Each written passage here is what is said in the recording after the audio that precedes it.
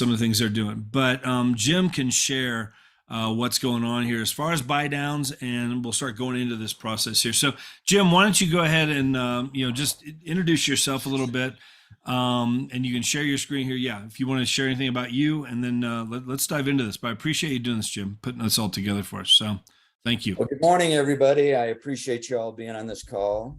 And I've been in the mortgage lending since about 1991. So I've been through what's going on now, probably 3 or 4 different times.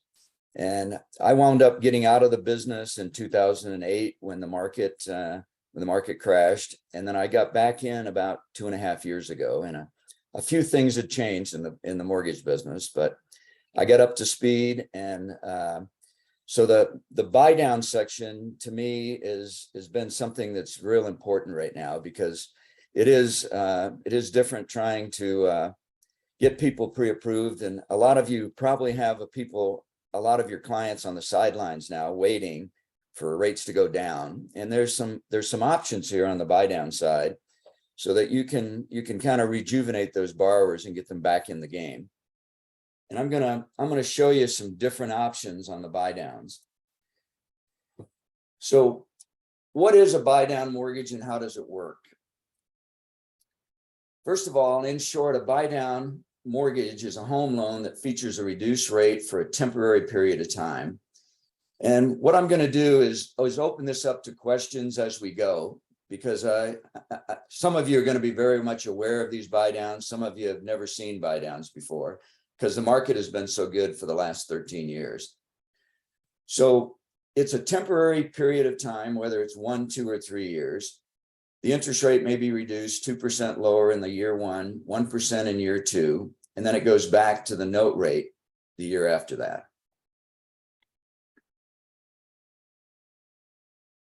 An upfront cost covers the lower monthly payments with the required funds set aside in a buy down account.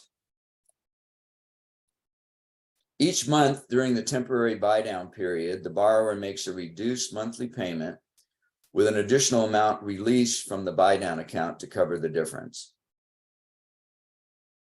So what I'm going to try to do is to get into a little bit of detail, but not get deep into the weeds so it doesn't make sense. I don't want to get into a lot of detail. I wouldn't mind doing that one-on-one with any one of you that want to contact me. I can get into as deep into the weeds as you want. But typically borrowers opt for these buy downs because they expect their income to increase in the near future. Or another option is we figure that rates are going to go down at some point, which I feel they are. Sellers' concessions can be used towards these temporary buy down mortgages. There's also something called a 1-0 temporary buy down. And what this is you're simply buying down the interest rate 1% the first year. The general buy down rules are as the annual increase in a mortgage rate is capped to 1% to avoid payment shock. And I don't know if all of you are aware what on the mortgage side, we have to be cognizant that the payment that they're used to paying on their mortgage that they have existing, or the rent that they're paying, there's a relationship between how much that payment can be raised before we run into a payment shock situation. So borrowers with these temporary buy downs, borrowers still need to qualify at the full note rate, which is the end rate on a 2-1 buy down at the end of the third year, or on a 1-0 buy down at the end of the first year. Buy downs are only permitted on certain property types, such as primary residence and second homes, with investment properties prohibited. Now, that's typically in most cases. There are some lenders out there that will allow buy downs on investment properties, but it's a very limited number of lenders that will allow that. Buy downs can be used in conjunction with FHA loans, VA loans, and conforming loans backed by Fannie Mae and Freddie Mac. Buy down funds are not refundable unless the mortgage has been paid off ahead of time. Does that make sense to everybody?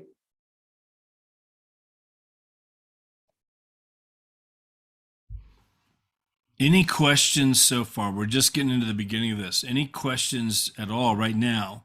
Some of you are brand new, I know, in the last couple of years, and this is, again, it's just new stuff.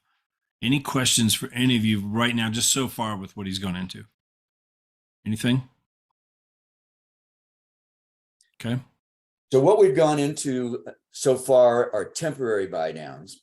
So that means the client's rate is going to be changed every year at the anniversary of their mortgage. So what we're going to go into right now is permanent rate buy downs.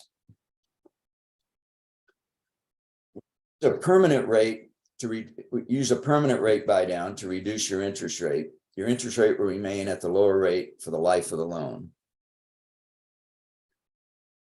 You can do a buy down by purchasing discount points on your loan at closing. Discount points typically cost about 1% of the mortgage loan amount and reduces your interest rate approximately 0.25%. This is typically, it's changes periodically. So each and every day rates change, and sometimes they change 2 or 3 times during the day. On a permanent rate buy down, the borrower will qualify at the bought down rate.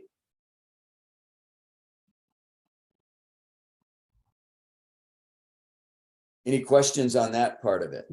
Go back to that slide, Jim. Just hit your back arrow. Go back, just so we go back. If you can, hit the back. Just hit the back arrow on your keyboard, the backspace. Okay, sorry. I don't want to mess you up here. Yeah, I'm sorry. That's okay. Click on that. Hit the backspace. Okay. One more time. There you go. So any questions off of this right here? How much? So okay. So all right. One discount points typically cost 1% of the mortgage They're of the loan loan amount. amount. They're not of the purchase price. They're the loan amount. Okay. And typically one discount point will reduce your interest rate 0.25 point. Okay. Got it. And one of the big things here is on a permanent rate buy down, the borrower will qualify at whatever rate you buy them down to, which is a big deal in this market right now. Mm-hmm. What were the rates as of what were they yesterday? I know last week they got up into the 7s. Are they still in the 7s right now? Yes, yes. Okay. They're approximately 7 3/8 to 7.5. Okay. Depending on the lender, depending on the day, the time of day. Yeah. Yeah. Any questions on this? Will we have these slides as notes? Will you be able to share those as notes later when we're finished? Yes. Okay, thank you. Yeah, anybody that would like to have these, if they can just go into the chat and put your email address in there. Jim, if you want, you could share this file with me through Google Drive, and then I could post it up to the workplace group. Okay. In Freedom Team as a file, so that way everybody now. And if you're not part of EXP, let me know. You could message me, put it in the chat here. We'll make sure that that we get these out to you for sure.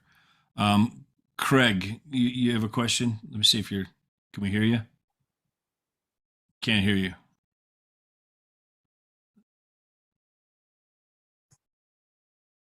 I'll look in the chat. Yourself. Go ahead. Yeah, he's unmuted. It's just not working. Go ahead and type your question in the chat, Craig, and we'll get it answered. Okay. Very cool. So, go ahead, Jim. Can I throw something in right here? Yeah, go ahead, So Kev. I was kind of just doing a little quick math. Just, for me, this has helped me over the years. Just to put it kind of in I guess practical terms of how this would help and how you can communicate to your customer, or at least for you to maybe wrap your head around it as agent. So I kind of just did a little quick math. So if somebody had a $350,000 loan amount, by buying the rate down, he just said that it was about 0.25 point that 1% pays. So 1% is $3,500, right? For buying that rate down 0.25%, and on a $350 a $350,000 loan, that would make about $60 a month difference in a payment, approximately. Versus if I have a seller and I'm going to reduce the price of the house, maybe as an incentive, you offer to do a buy down, because now it's going to reduce the buyer's payment by $60, versus if you just pay $3,500 to if you reduce the price by $3,500, you're going to save them $10 a month. So it makes a big difference, and buyers are payment sensitive more than they are price sensitive. And so it just makes a big difference when you have the knowledge of some strategic kind of financing, like we're talking about today, in communicating with your client. Does that make sense to everybody, what she just said there? Because we got a lot of sellers right now. They just, whatever, they're either pulling back, or they don't want to list, whatever. They don't think they're going to get what they want to get, and whatever. And, Elaine and I, we have a home listed right now. It's up in the sixes. And that's what we started doing. Rather than drop the price by 20, 30,000, let's do this and market that big time. We will buy down the rate, whatever. We've got funds in there that we can do. We'll help with that. So you're going to help them a lot more on their payment, again, than if you just reduce the price 10 grand versus paying 10 grand to go buy the rate down, whether it be through, a 2-1 buy down, or whether you just buy the rate down on a permanent 30-year fixed or whatever. It's going to almost always, if not always, it's going to make a much bigger difference than your buyer's or a buyer's payment. Exactly. Craig, I think I heard you there. Is your mic working now? You can hear me now? Yeah, we can. Go ahead. Okay, so my question was just on a straight up buy down. Can the seller use that? Can you use the seller concessions to buy the rate down, or only on a 2-1? No, they can do it on any of the buy downs. Each program, whether it's FHA, whether it's VA, whether it's conventional, has a different amount that is allowed as a maximum seller concession. And if you guys want to write this down, first off, on an FHA loan, it's 6%, up to 6% of the purchase price in a seller concession. If it's a VA loan, it's 4%. If it's a conventional loan and they're putting 5% down, it's a maximum of 3%. If they're putting 10% down on a conventional loan, it's 6%. Wow. Okay. So if the Can you buyers are repeat putting that? down, I'm so sorry. if the buyers are putting down 10%, the sellers can give a 6%, up to 6% of a concession. On a conventional conforming A conventional loan. Gotcha. Would you mind repeating those No, absolutely. criteria again? I'm so sorry. No worries. On an FHA loan, it's 6% of the purchase price is the maximum seller concession. On a VA loan, it's a maximum of 4%. On a conventional or conforming loan, if the borrower is putting 5% down, it's a maximum of 3%. If the borrower is putting 10% down, it's a maximum of 6%.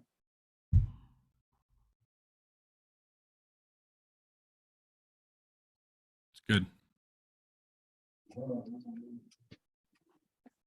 There you go, guys. If you need that in the chat, I think Kim just put that in the chat. Thank you, Kim. Thank you.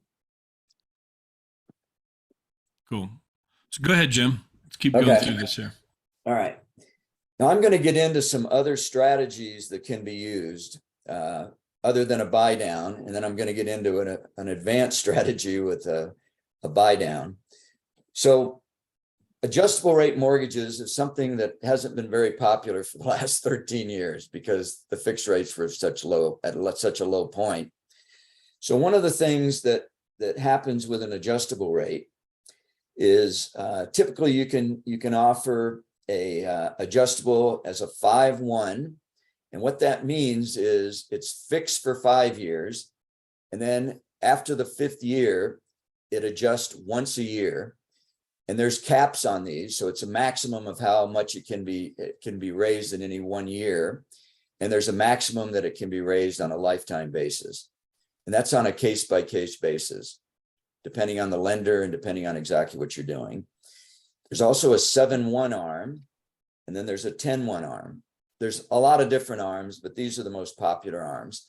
And I'm going to get into a couple of other arms in just a few minutes.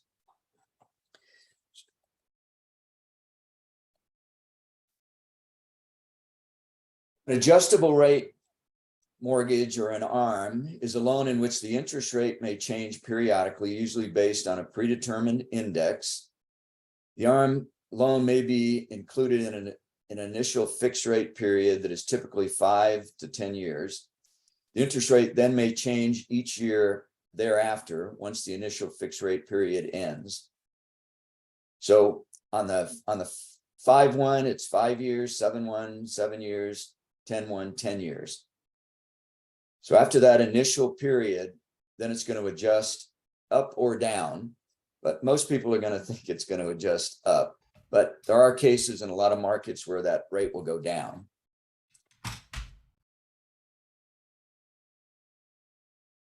For example, on a 5-1 ARM with a 30-year term, your interest rate would be fixed for the first 5 years, then it could fluctuate up and down each of the subsequent years for the next 25 years. Does that make sense to everybody? Any questions on that?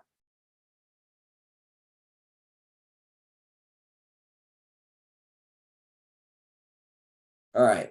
You can also buy down into an adjustable rate mortgage.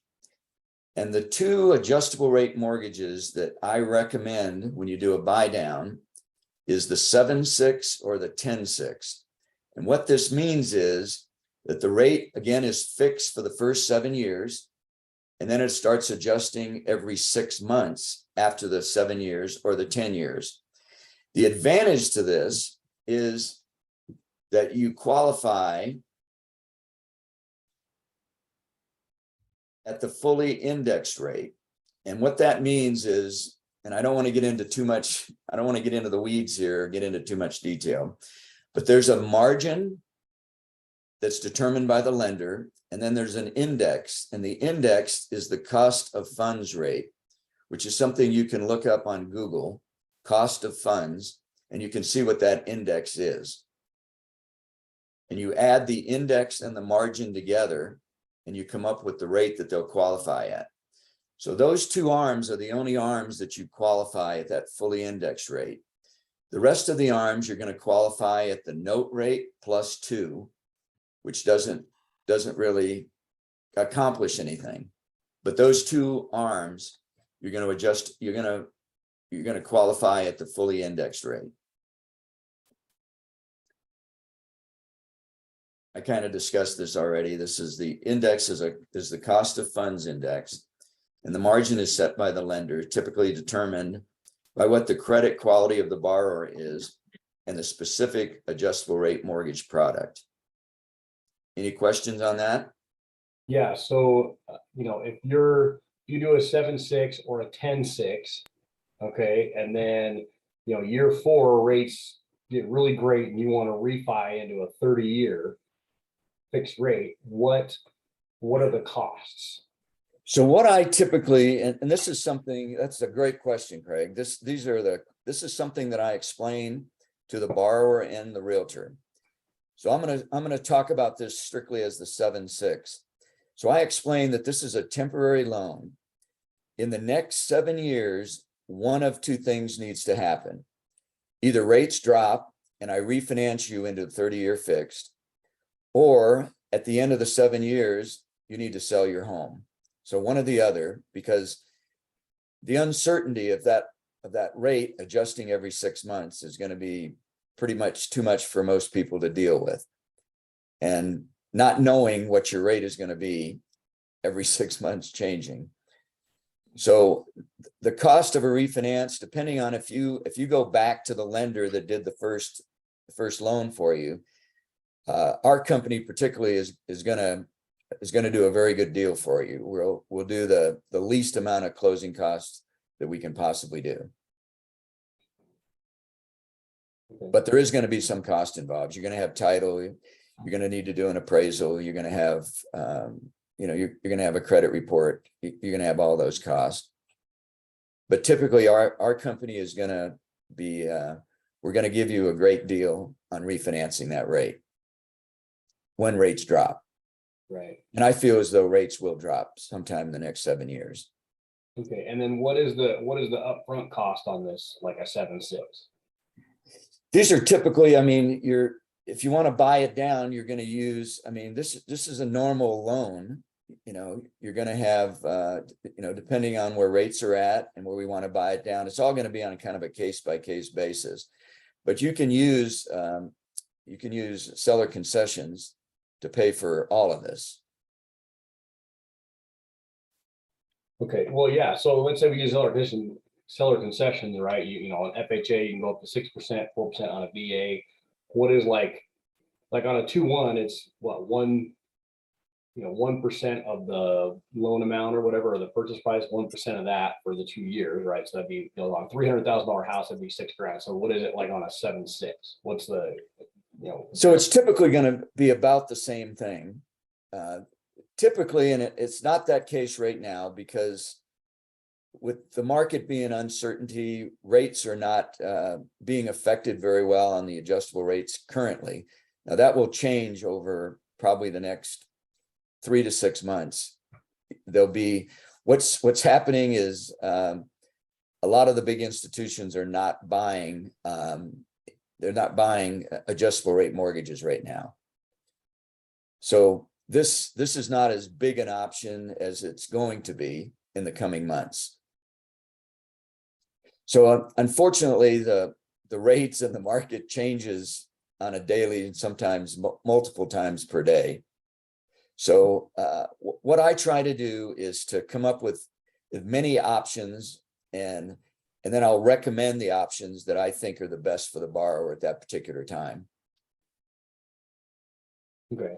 I mean, can you, like, I get that, it's probably expensive or whatever. I'm just trying to get, like, if I'm going to pitch this to a client going, hey, here's another way to, instead of a 2-1 buy down, where that's only, helping you for a year or two, this is maybe more attractive for the right buyer, but what's it going to cost them? What's it going to cost the seller if we have them pay for it? I'm kind of getting like a basic cost, so I can factor that into our offer or whatever. That's what I'm kind of looking at. Like the question I guess I'm asking is how much is on this. So typically that's a good rule of thumb, is 1% is going to buy the interest rate down 1/4 point. Now, typically the ARMs are quite a bit lower than a fixed rate mortgage. Right now, unfortunately, they're not. They're about the same. They're slightly lower each and every day, but they're not considerably lower right now. But they will be in the coming months. Okay. All right. Appreciate it. Okay. So 1%, Jim, typically is about 1/4 point. Yes. Okay. Okay. Any other questions? I like the 7.6 idea and the 10.6 idea for the right person. Yes. Yes. Because they're gonna qualify at less of a rate, which is going to put them in a better position. They're going to qualify for more house. Yeah, if somebody's moving in and they know they're just gonna be here for, 4 or 5 years with a job, and then they know they're gonna be transferring out. People like that, I could see that being a really good option for.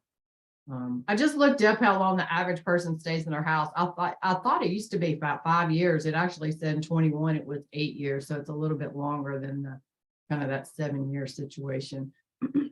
Going up a little bit. But Gone that's up the a thing. little I think bit. a lot of people, like even that, the 7.6 ARM, for some people, like if they're going to move within Yeah, they 7 know years, they're moving. first time home buyer, they're thinking by then we'll probably move on to the next house and whatever. Like there's just some options there, I think. And I do think rates are going to, I think who knows where they're going here. I think they're going to probably continue to go up here for a while. I have a feeling. I don't know. Jim, you might have a better feeling. Yeah, I kind of think the same thing, but I think We're going sometime to see a drop. sometime in late spring of 23, I think rates are going to start coming down. I don't think they're going to go down as far as they went this last time. No. But Mhm. I think we will, I think in the next year to 18 months, we're going to get back into the fives. Is my feeling anyway. Everything that I've read and everything that I've seen from economists and everything else, that's what I'm thinking. What's the Everybody's gonna have, highest, you kind of that you're, amongst the loan officers and all and everything, what are the highest that y'all are kind of speculating based on all y'all's information that they're gonna get up to over the next, 6 months or so? I feel as though we're probably going to get into the mid eights. But I don't think they're going to go any higher than that. I saw a post from a lender earlier in the week and he was like, mark my words, or last week, they're gonna get 10 to 12. I was like, whoa, he's the only one I've ever seen that said that. And I thought I'm not gonna get on that in I was on Facebook. And I was like, I'm not starting that conversation through Facebook. But I was wondering where he heard that. Like he's been around a while and I'm like, wow, that's the first person I've heard in that world that has said that. But if that is kind of what what the combo was, it's like that's a good time to start having conversations with people. Like, at this point, 7's good, if it really is going to go 10 or 12, right? Or some of these other options you're talking about, like, don't wait, because if they go to 10 or 12, it's going to affect your buying power even more. I'm probably a little bit older than everybody on this call. So I remember in the late 80s when the rates got to 18. Yeah. And people were still buying homes. Yeah. And I don't think it'll ever get to that point again, but and I don't really think they're going to get past 8.5, but they could, who knows? None of us have a crystal ball to know, but I feel as though. Go ahead. Go ahead, Kathy. I'm sorry. I was going to say, then what happens is you guys just come up with different programs like we're talking about today. Yes. We adjust through just like we did, back in 2008, 9, 10, during that time. We adjust through, new programs come out. We learn about these, new options to talk to our clients about, like, one way or another, people are still moving, and one way or another, we're going to, just be able to help guide them, with some of these other programs, things like that. Absolutely. That's definitely the way to look at it, Kathy. Mhm. It's not doomsday. Yeah. There's always options. For sure. Trish, you have a question? You want to mute yourself? Yes. Actually, I have a comment on the arms. If you buy down or you get an arm now for 7 years and then it adjusts, the actual break-even point is beyond that 7 years. And I did that math once and I can't say how to do it, but probably Jim would know how to calculate if today you buy a 7/6 arm or a whatever arm, right? And what happens, in year 6 or the first year after, the second year after. And I discovered this because I used an arm and it was a 7-year arm, and the break even would be like at almost 10 years, the money I saved. So that's just another way to look at it, especially if you have a buyer who's very conservative and really worried, I might get a relocation in 5 years, or it might be 10 years, and how to look at that in another way to say, hey, at least this is a break-even point versus going with the higher fixed rate or not buying at all. I just wanted to throw that in there. Yeah, on a 7-year arm, you're probably looking at, if the borrower is paying for it all himself, and he's buying the rate down on a 7/6 arm, you're probably at somewhere between 9 and 10 years to break even. But the arm could actually go down also, depending on what's going on in the market. I don't know if you experienced that after your arm adjusted. Okay. Well, I actually moved, but yeah, it went down. Okay.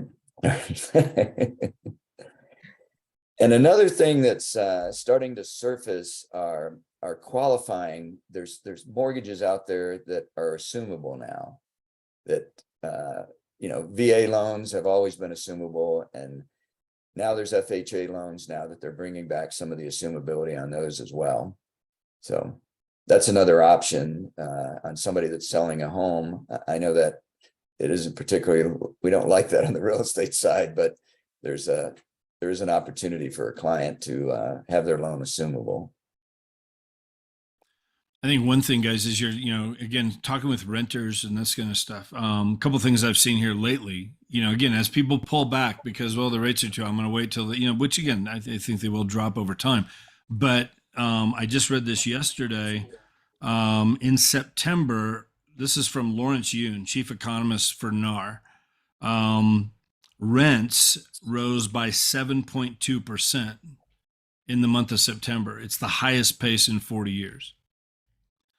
And I saw this too last week, that 72% of landlords across the country, this is a survey that was taken, 72% of landlords plan on raising their rents over the next 12 months. So that is a price that's not fixed. And obviously you can fix in your price when you buy a house. I mean, so to have these kind of conversations with your prospects, who are renting and just at 100% interest, essentially, that's where they're at. It's a conversation to have with some of these people. Exactly. Kathy just put that in there. It's something to think about with this as you're talking to prospects and talking to clients and different people that those are some stats that are like, wow, like that's just something that can be talked about. There's still ways to get in. Joe, you had a question? You have your hand raised? Yeah, so my question is on the ARMs, is there any sort of down payment requirements on those? There isn't any down payment requirements. There is credit requirements depending on the lender. Okay, There's certain lenders you have to have sometimes a 720 FICO score and higher, okay, depending on the lender and depending on the program.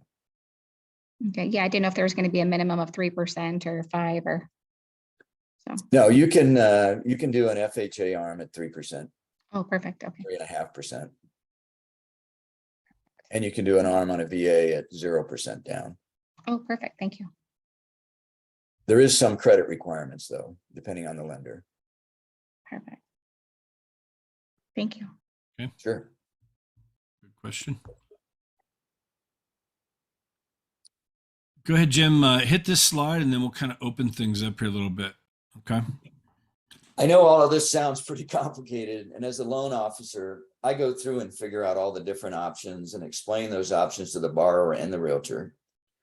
With interest rates on the rise, these options can help borrowers afford the house that they want. How I explain the adjustable rate, as I already told you, one of the two things needs to happen in the next 7 years. Either interest rates go down and I refinance them into a 30-year fixed rate mortgage, or they need to sell the home. And statistics show that the average person moves or refinances about every 5.5 years. And I know it's gone up on when they move out of the house to probably 7.5 to 8.5 years. Cool.